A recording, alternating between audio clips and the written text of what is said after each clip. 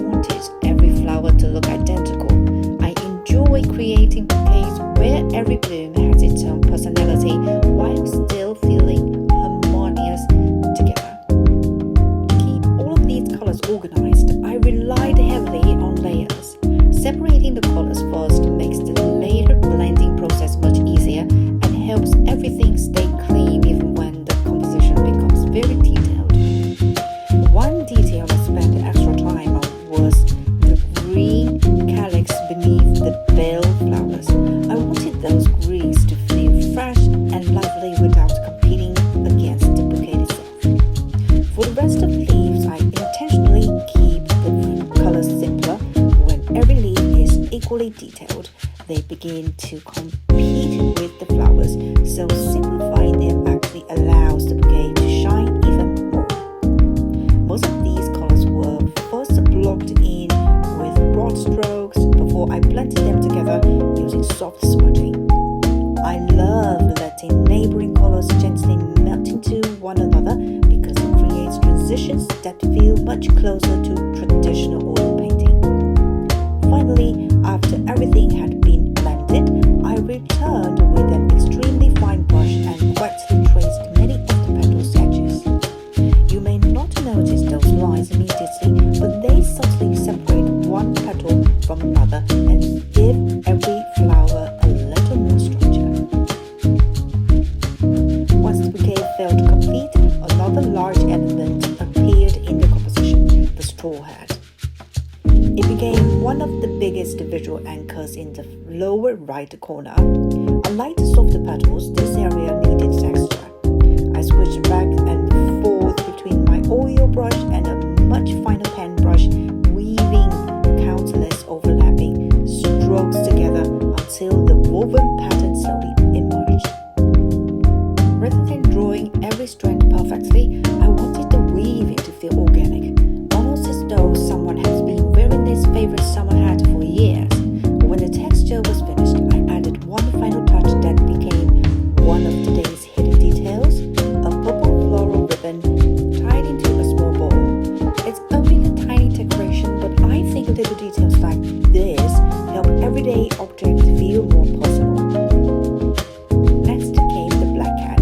Instead of sitting upright like many of the cats in my previous illustration, this one is completely relaxed, lying on its back and stretching across the composition. I intentionally kept the fur very simple. There aren't many complicated textures or color variations here. The reason is actually practical. I already knew I wanted to use the cat's body almost like another canvas later in the painting, so keeping the black fur simple gave me much more visual space to build additional stories. Sometimes things we don't paint become just as important as the things we do. With the bouquet, straw hat, and cat in place, it finally felt like the room was beginning to appear.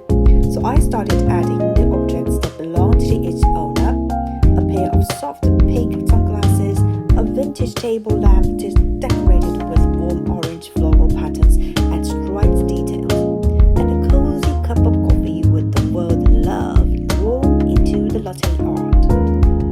Although these are completely different objects, I wanted every one of them to echo the bouquet. The pink sunglasses reflect the flowers, the lamp repeats the warm oranges, even the coffee contributes another comforting color to the scene.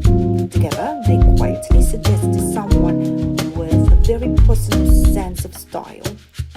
Someone who surrounds themselves with colors they genuinely love rather than following trends.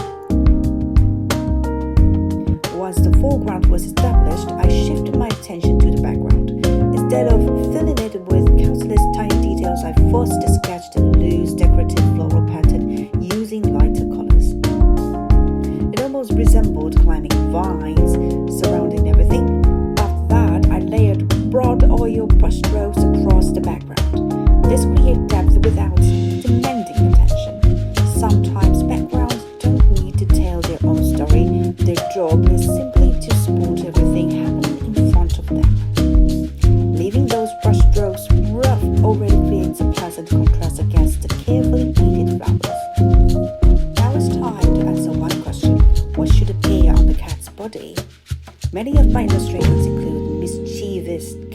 Now this time I imagined another victim. 2 vintage cassette tapes. Their magnetic tapes has been completely pulled out and tangled everywhere.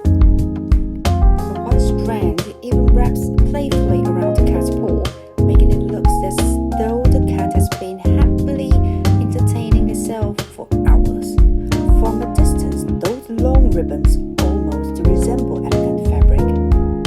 But once you look closer, you realize they're actually old cassette tape, and that's one of my favorite kinds of hidden detail.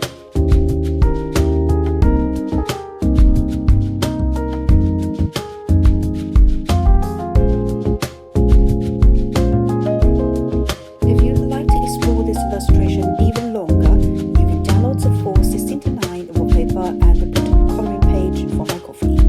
You can also explore more of my illustration collections on Behance. Thank you so much for painting with me today. I'll see you in the next Discovery page.